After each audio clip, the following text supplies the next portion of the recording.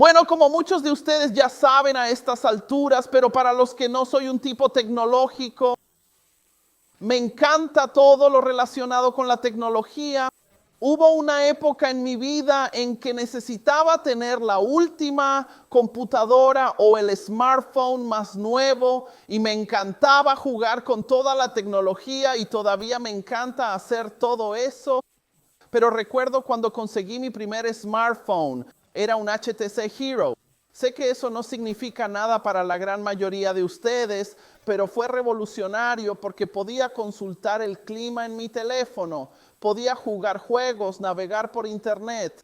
Incluso podía recibir mi correo del trabajo en el teléfono, así que ya no tenía que estar atado al escritorio. Fue genial, fue revolucionario, me pareció increíble. Pero ¿sabes quién no pensó que fuera increíble? Mi esposa. Verán, sufro de una condición común entre los hombres. Aunque salga físicamente del trabajo, mi cerebro se queda allí. Y así estaré en casa interactuando con mi familia, pero mi mente está en un lugar completamente diferente. Estoy de vuelta en el trabajo pensando en problemas, intentando resolver situaciones y no estoy presente en el momento. Lo que yo veía como un simple truco tecnológico, mi esposa lo vio como otra excusa para estar ausente.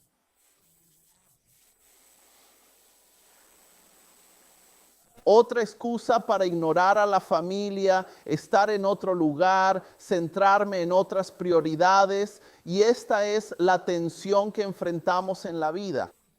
Quizás tú no seas un fanático de la tecnología como yo. Quizás no dejas tu mente en el trabajo como yo. Pero existen estas tensiones donde para amar a uno sientes que debes abandonar al otro. Si sirvo en la iglesia, entonces estoy descuidando a mi familia. Pero si me enfoco en mi familia, mis amigos sienten que los estoy ignorando. Y existe esta tensión que a veces se reduce a siento que amas más tu trabajo, la iglesia o cualquier otra cosa que a mí. Y tenemos estas diferentes áreas de prioridad en nuestras vidas. Y cuando priorizamos una sobre otra, no sé ustedes, pero yo empiezo a sentirme culpable. Cuando paso mucho tiempo aquí o allá o no suficiente tiempo allí, siento culpa y parece que para amar a la iglesia tengo que odiar a mi familia. Para amar a mi familia tengo que odiar a mis amigos. Y hay esta tensión en la vida de que para amar a uno debo odiar a otro. Y quizás eso es porque hasta cierto punto así es. Eso es interesante lo que dice Jesús en Lucas capítulo 14. En Lucas capítulo 14 Jesús ha estado recorriendo lugares, ha hablado a las multitudes, ha predicado de pueblo en pueblo y ha comenzado a reunir seguidores. Y esto es lo que dice en Lucas capítulo 14, empezando con el versículo 25. Dice, y grandes multitudes viajaban con él. Entonces se volvió y les dijo, si alguno viene a mí y no aborrece a su padre y madre, a su esposa e hijos, a sus hermanos y hermanas, sí, incluso a su propia vida, no puede ser mi discípulo. Quien no carga su propia cruz y me sigue, no puede ser mi discípulo. Porque ¿quién de ustedes que quiere construir una torre no se sienta primero y calcula el costo para ver si tiene suficiente para terminarla? De otro modo, después de poner los cimientos y no poder terminarla, todos los que miren comenzarán a burlarse diciendo, este hombre empezó a construir y no pudo terminar. ¿O qué rey que va a la guerra contra otro rey no se sienta primero y decide si puede con 10,000 enfrentarse al que viene contra él con 20,000? Si no puede, mientras el otro está aún lejos, envía una delegación y pide condiciones de paz. De la misma manera, cualquiera de ustedes que no renuncia a todas sus posesiones no puede ser mi discípulo. Ahora esto es Este es un pasaje desafiante. Al mirar a Jesús hablando a la multitud, primero debemos entender que era un grupo muy diverso. Llevaba tiempo enseñando y algunas personas lo habían escuchado en pueblos anteriores y lo seguían viajando de pueblo en pueblo con él, escuchándolo repetidamente. Y había algunos para quienes esta era la primera vez que oían hablar a Jesús. Así que están escuchando esto por primera vez y les resulta nuevo y revolucionario. Entonces se acercan a él y él es muy directo, no endulza las cosas. Les dice, deben calcular el costo, es caro, es costoso seguirme y ser mi discípulo.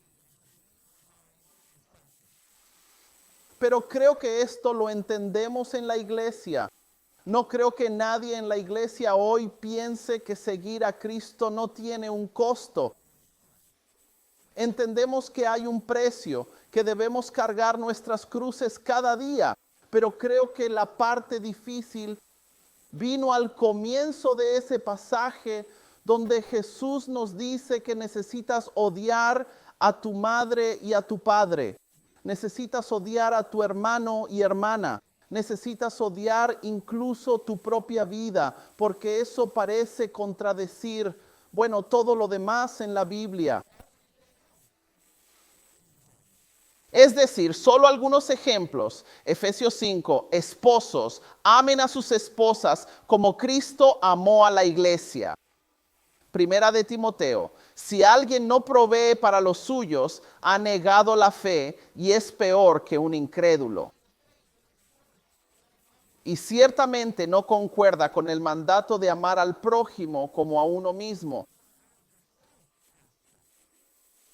Entonces, ¿cuál es? Debemos amar a nuestro prójimo, debemos amar a nuestro cónyuge, debemos amar a nuestra familia o debemos odiar a nuestro padre y madre, debemos odiar a nuestros hijos, hermanos, hermanas e incluso nuestras propias vidas. ¿Qué quiere decir con todo esto? Y creo que para entender lo que Jesús dice aquí sería útil mirar un pasaje similar, otro pasaje impactante donde se nos dice que odiemos. Lo encontramos en Romanos 9:13, donde dice, como está escrito, a Jacob amé, pero a Esaú aborrecí. Esta es una cita del Antiguo Testamento y es Dios quien habla aquí. Dios es quien dice que amó a Jacob y odió a Esaú. Esto se remonta al Génesis y a los dos hijos de Isaac.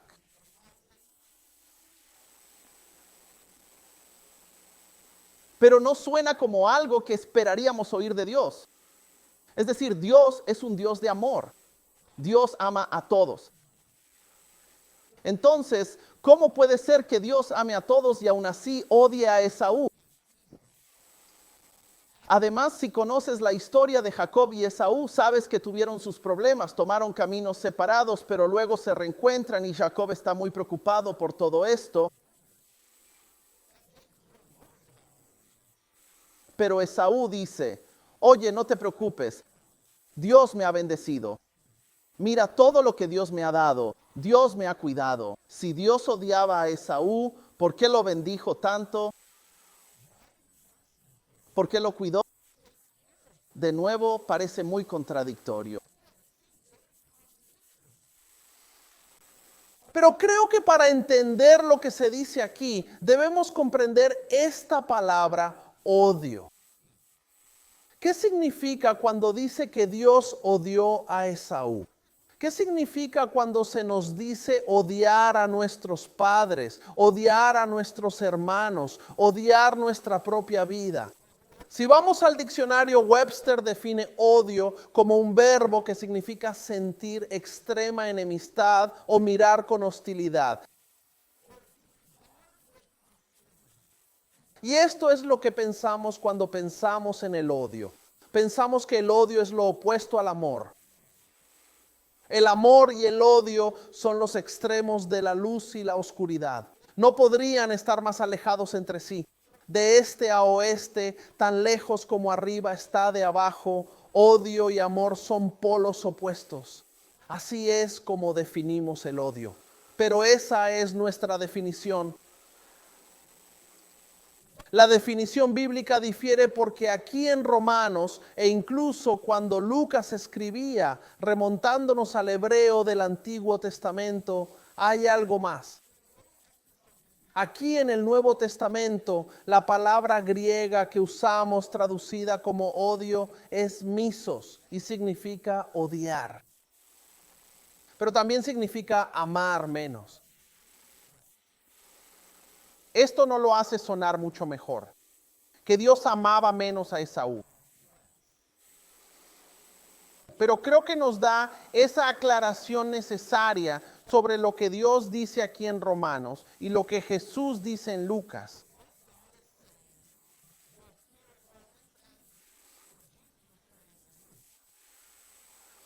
Porque claramente no dice que debamos tener hostilidad abierta o rechazar a nuestros padres, que debamos rechazar o ser hostiles con nuestros hermanos y hermanas o incluso con nuestra propia vida.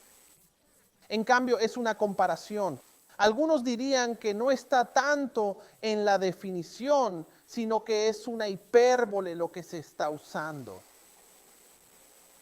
He conocido personas que quieren una fiesta de cumpleaños y sienten que todos lo han olvidado y están deprimidos, pero luego sus seres queridos les organizan una fiesta sorpresa. Se encienden las luces y todos gritan, ¡sorpresa! Y se alegran. Y luego la persona que lo planeó le dan un golpe y dicen, te odio. En realidad no los odian, es una exageración. Son emociones intensas del momento. Y creo que eso es exactamente lo que Jesús está expresando aquí.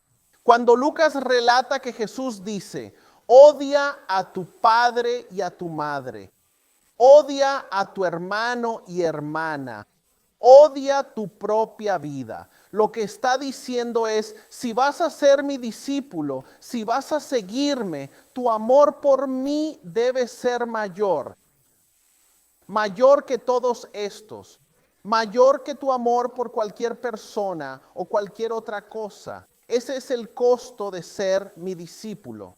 Y esto es lo que vemos en la vida de quienes han seguido a Jesús con todo su corazón. San Francisco de Asís es un padre de la iglesia muy conocido.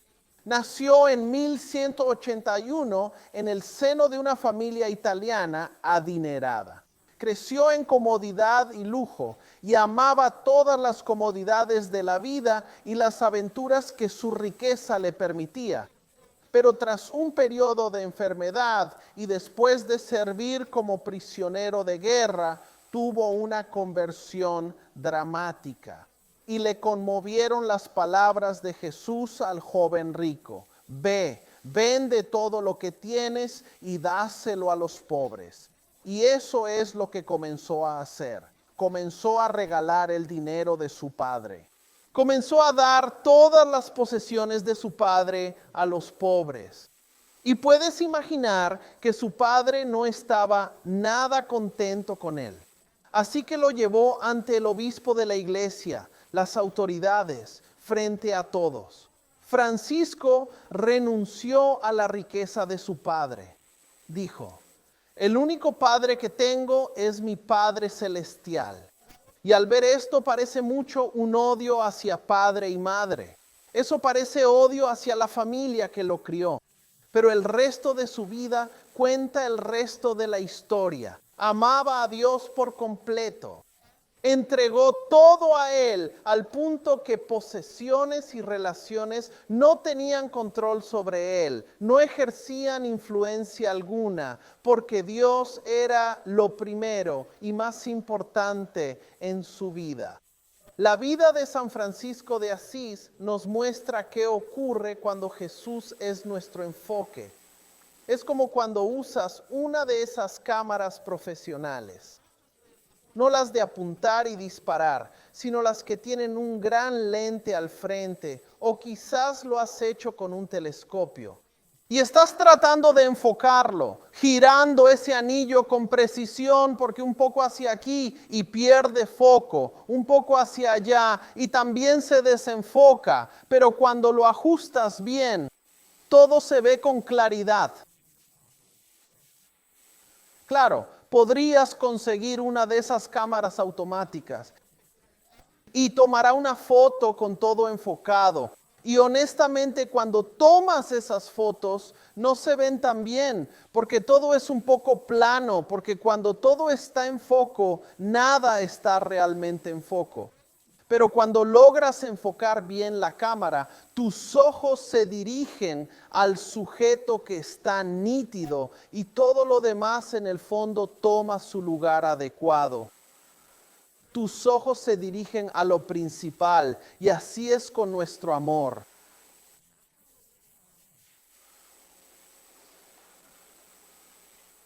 Cuando nuestro enfoque está en Jesús, cuando el centro de nuestro amor es Cristo, todo lo demás cae en su lugar apropiado en el fondo. Pero cuando nos enfocamos en el trabajo o en nuestra familia o hijos, cuando nos centramos en nosotros mismos y nuestros deseos, eso se vuelve nuestro foco y Jesús se vuelve borroso y no podemos verlo bien. Pero cuando nos enfocamos en Él, todo lo demás adquiere su debida claridad. Y eso es lo que Jesús nos está diciendo aquí. Como continúa diciendo, calcula el costo. Igual que alguien construyendo una torre o como un rey yendo a la guerra, calcula el costo. Esto es lo que va a costar. Esto es lo que significa el verdadero discipulado, que Jesús se convierte en primero, el centro, y todo lo demás queda en segundo plano. Y ese fue mi problema al recibir mi correo de trabajo en mi teléfono, porque mi enfoque no estaba donde debía estar y causó problemas. Causó división. Cuando mi atención estaba en otra parte, cuando me enfocaba en el trabajo, mi familia se volvía borrosa y surgían problemas entre René y yo. Y si eso puede ocurrir entre esposo y esposa, ¿cuánto más puede pasar entre nosotros y Dios cuando nuestro enfoque no está donde debe estar? Miren. Jesús no nos dice que abandonemos el amor. No nos está diciendo no ames estas otras cosas. Más bien es amarlas menos porque me amas más a mí. Si acaso es una reiteración del mandamiento más grande. Ama al Señor tu Dios con todo tu corazón, alma, mente y fuerza. Ese es el primer y más grande mandamiento. Y el segundo es similar. Ama a tu prójimo como a ti mismo. Y eso es todo.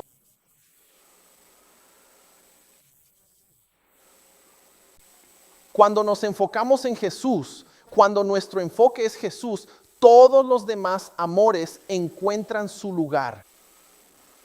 Entonces, la pregunta que debemos hacernos es, ¿dónde está nuestro enfoque? ¿En qué te estás enfocando? ¿Es tu trabajo? ¿Es tu cónyuge? ¿Son tus hijos? ¿Es tu propia vida? ¿En qué te estás enfocando? Porque todas estas cosas son buenas. Amar todas estas cosas es bueno. Pero cuando los amas más que a Jesús, se convierten en un ídolo relacional, algo que pones antes que Dios. Y cuando te enfocas en esas cosas, Dios se vuelve borroso y desenfocado. Pero cuando nos enfocamos en Él, cuando nos enfocamos en Jesús, todo se aclara y podemos amar mejor. Porque la vida tiende a desviar nuestro enfoque de lo que realmente importa. Todas las pantallas, los horarios, todo el ajetreo de la vida. Lo que necesitamos es ver con claridad y mantenernos atentos a lo que realmente importa. Y piensa en tu vida. Solo sueña por un momento. ¿Cómo sería tu vida si amaras a Jesús primero? Antes que tus amigos, antes que tu familia, incluso antes de esta iglesia y sus actividades, ¿qué tal si amaras a Jesús primero? ¿Y cómo sería esta iglesia si todos hiciéramos eso?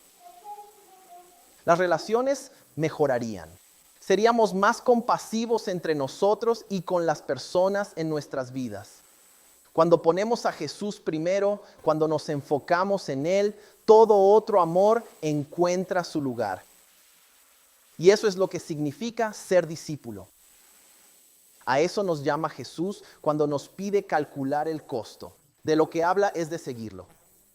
Habla del discipulado, donde reorientamos el corazón poniéndolo a Él primero. Porque cuando nos enfocamos en Jesús, todo otro amor encuentra su lugar. Señor Jesús, te pido que al salir de este lugar, al comenzar nuestra semana, Dios, oro para que tú seas nuestro enfoque. Que todas estas cosas que compiten por nuestra atención, que nos estresan y causan ansiedad, Dios, te las entreguemos y nos enfoquemos en ti primero, sabiendo que si lo hacemos, todo lo demás caerá en su lugar. Así que Dios, acompáñanos esta semana.